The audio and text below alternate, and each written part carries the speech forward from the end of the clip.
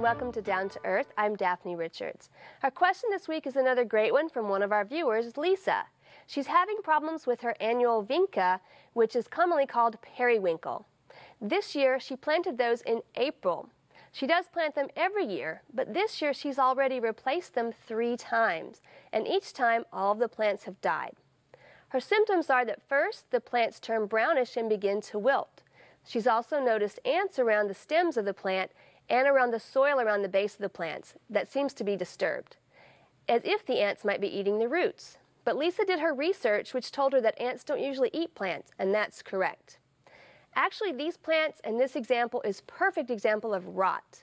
Unfortunately, this can be a very common problem with our heat-loving annuals, such as this periwinkle. When you plant those too early, when the soil temperatures are still very cool and the air is moist and cool in the spring, those plants tend to rot, especially our heat-loving ones that are more susceptible to diseases. But nurseries know that you're anxious to get out there and start planting, so they sell those plants as early as they possibly can when we start to get sunnier days in the spring, but we may still be too cool for them. The disease here is either Pythium or Phytophthora. Those are both soil-borne diseases known as water molds. These diseases have spores that are motile in water. And in the spring rain or by watering your plants from above, you can actually splash those spores onto your plant from the soil. Those spores are pretty much ubiquitous, and so the disease will remain in your soil. But you can prevent the problem in the future. First, don't plant periwinkle or other heat-loving annuals until our days are reliably in the 80s, and that's usually about mid to late May. Next, make sure you mulch around your plants. That separates them from the soil surface and thus from those disease spores. And be careful to water only the ground so that water doesn't splash from your soil onto your plant. Our plant this week is oregano.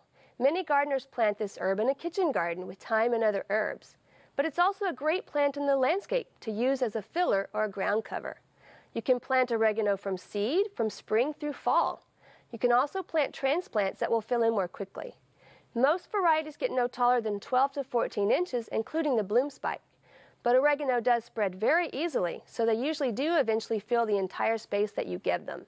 I have oregano planted along my front entry, and it spills out onto the sidewalk, softening the harshness of the concrete.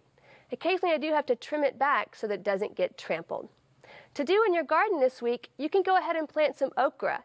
It's still time to plant that heat-loving vegetable. We'd love to hear from you, so please visit klru.org/ctg to send us your question of the week or a plant from your garden.